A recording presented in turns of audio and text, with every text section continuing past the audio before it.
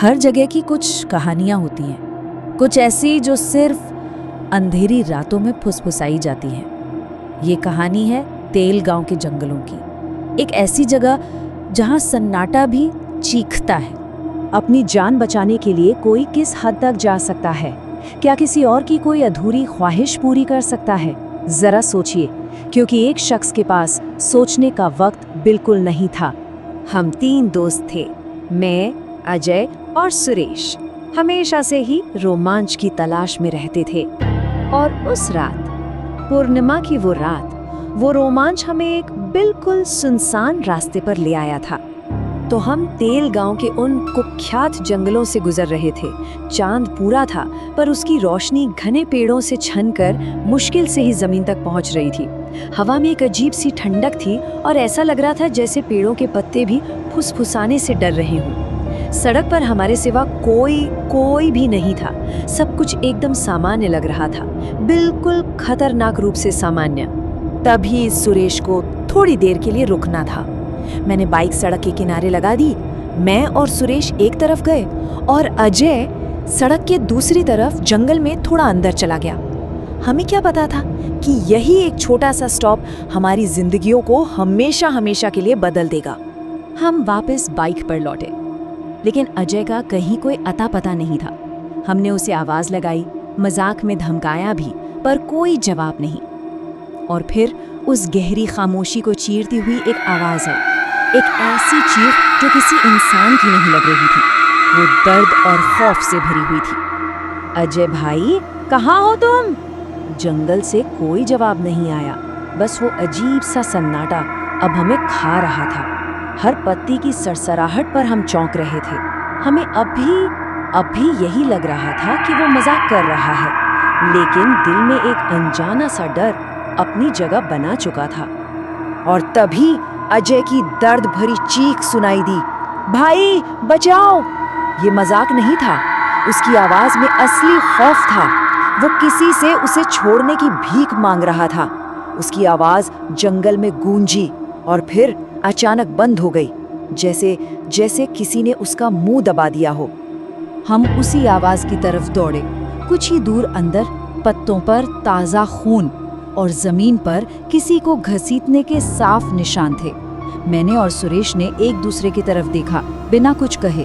हमारी आंखों में एक ही सवाल था, क्या अजय जिंदा है? वो निशान हमें जंगल में और गहरे ले जा रहे थे, एक अनजाने खौफ की तरफ।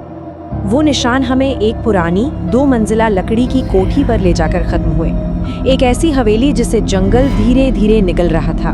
उसकी टूटी खिड़कियां अंधेरी आंखों की तरह हमें घूर रही थीं और उसका दरवाजा किसी खुले मुंह की तरह था जो हमें निगलने के लिए बिल्कुल तैयार था। सुरेश उसे देखकर कांपने लगा, बोला, नहीं, हमें वहां नहीं जाना चाहिए, वो डायन है। मेरा दिल भी डर से बुरी तरह कांप रहा था, लेकिन अपने दोस्त को छोड़ने का ख्याल उससे भी ज्यादा डरावना था। हमने हिम्मत जुटाई और दरवाजे को धक्का दिया। जैसे ही हम अंदर घुसे, चमगादड़ों का एक झुंड हमारे सर के ऊपर से बाहर निकल गया। अंदर मौत जैसी खामोशी और धूल मिट्टी की महक थी। तभी ऊपर से अजय की एक और भयानक चीख आई और फिर सब शांत हो गया। हम सीढ़ियों की तरफ भागे और जो देखा वो खून नहीं था, वो एक नदी थी जो सीढ़ियों के हर पत्थर को लाल कर रही थी। हम भागते हुए ऊपर पहुंचे। सामने कॉरिडोर में अजय की लाश छत से उल्टी लटक रही थी। उसके कपड़े नहीं थे और उसका सिर नहीं था। वो भयानक मंजर देखकर सुरेश जोर से चीख उठा। मैं चीखना चाहता था, पर मेरी आवाज जैसे गले में ही अटक गई थी। मेरी दुनिया उसी पल खत्म हो गई थी। तभी एक कमरे से अजय की आवाज आई, दोस्तों, मैं यहाँ हूँ। ये कैसे हो सकता था? हम कांपते हुए उस कमरे में गए। कोने में एक औरत बैठी थी। उसकी साड़ी पुरानी और फटी हुई और उसके बालों में जंगल के पत्ते उलझे हुए थे। उसकी पीठ हमारी तरफ थी और उसके हाथ में अजय का कटा हुआ सिर था, जो हमसे बात कर रहा था। उस औरत ने धीरे से हमारी तरफ मुंह घुमाया। उसका कोई सिर नहीं था। फिर उसने अजय का सिर अपने धड़ पे लगा लिया और मुस्कुराई। हम चीखते हुए भागे, लेकिन मैं अकेला भाग रहा था। सुरेश वो वापस उसी कोठी की तरफ जा रहा था। उसकी आंखें एकदम खाली थीं, जैसे कोई और उसे कंट्रोल कर रहा हो। मैंने उसे रोकने की बहुत कोशिश की, पर उसने मुझे जोर से धक्का दे दिया। जब मैं वापस उस कमरे में पहुंचा तो देखा सुरेश ने अपने ही हाथों से छुरी से अपना सिर काट लिया। अब मैं अकेला था, फंसा हुआ। मेरे पास भागने की कोई जगह नहीं थी और न ही लड़ने की हिम्मत। मैं बस मौत का इंतजार कर रहा था और वो सिरकटी औरत अजय का सिर पहने मेरे ठीक सामने खड़ी थी। आवाज अजय की थी, पर शब्द उसके थे। उसने मेरे सामने एक सौदा रखा, एक ऐसा सौदा जिसमें मेरी जान दांव पर लगी थी। उसने मुझे एक ऐसा काम करने को कहा जो किसी भी इंसान के लिए नामुमकिन था। उसकी आवाज़ में सदियों का दर्द और गुस्सा था। उसने अपनी कहानी बताई, कैसे 3 लड़कों ने उसके पति को मार डाला और फिर नशे में उसका सिर काट दिया। उन्होंने उसके शरीर को तो हवेली के पीछे बरगद के पेड़ के नीचे दफना दिया, लेकिन उसका सिर कहीं फेंक दिया। उसकी आत्मा अपने सिर के बिना अधूरी थी, भटक रही थी। तुम्हें मेरा सिर ढूंढना होगा, वो बोली। उसे मेरे शरीर के साथ जलाना होगा, तभी मुझे मुक्ति मिलेगी और तभी तुम यहाँ से जिंदा जा पाओगे। ये एक असंभव काम लग रहा था, लेकिन मेरे पास जिंदा रहने का यही एकमात्र मौका था। तो अब मेरी जिंदगी का सिर्फ एक ही मकसद था, एक खोपड़ी ढूंढना। एक ऐसी खोज जो अंधेरे, डर और मौत के साए में होनी थी। मुझे पता था कि ये खोज मुझे मौत के और भी करीब ले जा सकती थी, पर मेरे पास कोई और चारा नहीं था। मैंने सोचा उन लड़कों ने उसके पति की फेंकी हुई मछली देखी थी और एक मछली 3 लोगों के लिए काफ़ी नहीं होती, तो वो ज़रूर और मछली पकड़ने पास के तालाब पर गए होंगे और शायद उसका सिर वहीं फेंक दिया होगा। ये एक बहुत छोटी सी उम्मीद की किरण थी और मैंने उसे कस के पकड़ लिया।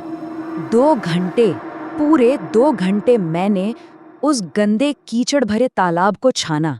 पानी इतना गंदा था कि मुझे कुछ भी दिखाई नहीं दे रहा था।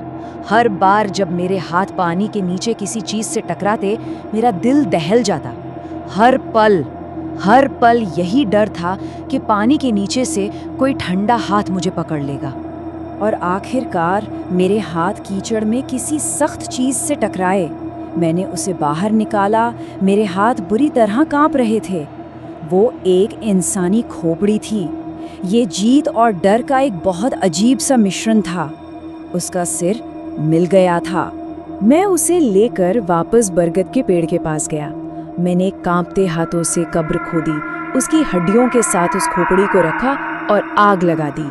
आग की लपटों के साथ उसकी आत्मा भी आज़ाद हो गई और जंगल में सदियों से गूंज रहा उसका दर्द भी शांत हो गया। मैं वहाँ से भागा। उस रात के बाद मैं उस जंगल की तरफ कभी वापस नहीं गया। लेकिन कभी-कभी आज भी पूर्णिमा की रात में मुझे अजय की चीख सुनाई देती है।